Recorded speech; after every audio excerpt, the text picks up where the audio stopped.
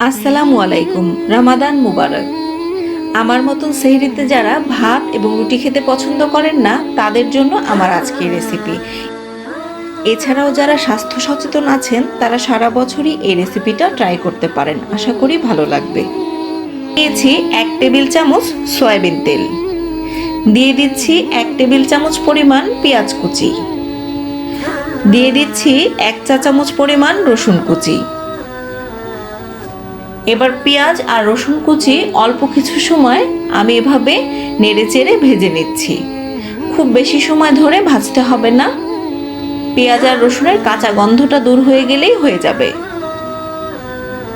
এবারে আমি দিয়ে দেব হাড় ছাড়া মুরগির বুকের মাংস, ছোট ছোট টুকরো করে কেটে নিয়েছি। খুব ভালোভাবে পরিষ্কার করে পানি ঝরিয়ে নিয়েছি। এবার মাংস আর পেঁয়াজ রসুন কুচি একসাথে খুব ভালোভাবে মিশিয়ে নিচ্ছি।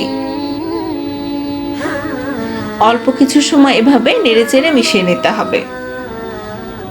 আর এই সময় চুলার আঁচটা মিডিয়াম আঁচে রাখবেন। দিয়ে দিলাম স্বাদ মতো লবণ। লবণ দিয়ে আবারও কিছুটা সময় নেড়েচেড়ে এভাবে মিশিয়ে নেব। চটজলদি এই রান্নাটা দারুণ মজাদার একটা রান্না। আপনারা চাইলে একটা দিন অন্তত সেহরিতে ট্রাই করতে পারেন। আর যদি ভালো লাগে তাহলে অবশ্যই আমাকে কমেন্ট করে জানাবেন। চিকেনগুলো কিছুটা সময় ভেজে নেওয়া হয়ে গেলে আমি এবারে দিয়ে দিচ্ছি বড় সাইজের একটা আলু, এভাবে টুকরো করে কেটে নিয়েছি। দিয়ে দিচ্ছি 2টো গাজর, আমি এভাবে স্লাইস করে কেটে নিয়েছি।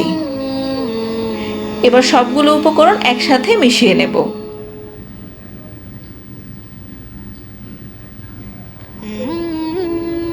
দিয়ে দিচ্ছি এবারে আমি হাফ চা চামচ গোলমরিচ গুঁড়া, আমি এখানে কালো গোলমরিচটা ব্যবহার করেছি।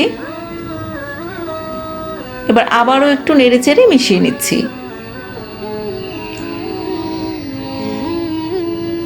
আপনাদের টেস্ট অনুযায়ী আরও মশলা আপনারা এখানে ব্যবহার করতে পারেন, তবে যেহেতু রান্নাটা সেহরির জন্য তাই আমরা চেষ্টা করব একটু কম মশলায়। এবারে ঢেকে অপেক্ষা করব 2 থেকে 3 মিনিটের মতন। 2 থেকে 3 মিনিট পর আবারও আমি ঢাকনা তুলে সবগুলো উপকরণ একসাথে নেড়েচেড়ে কিছুক্ষণ কষিয়ে নেব।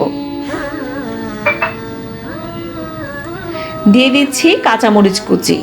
আপনারা ঝালটা যেরকম খেতে পছন্দ করেন কম অথবা বেশি বাড়িয়ে কমিয়ে দিতে পারেন।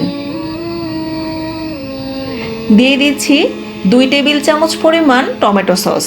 আপনারা এখানে টমেটো সসের পরিবর্তে ফ্রেশ টমেটো পিউরিটাও দিতে পারেন।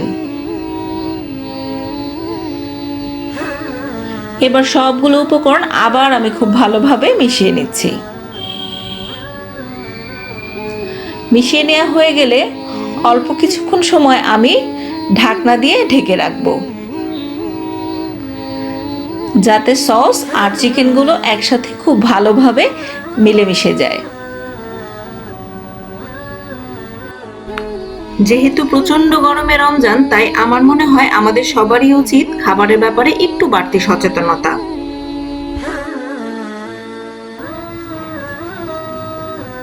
এবারে দিয়ে দিলাম 1 কাপ পরিমাণ পানি। পানি দেওয়া হয়ে গেলে আমি 8 থেকে 10 মিনিট পর্যন্ত রান্নাটা করে নেব। খুব বেশি সময় রান্না করতে হবে না, তাহলে চিকেনটা খেতে ভালো লাগবে না। তৈরি হয়ে গেল আমার আজকের হেলদি সেহরি।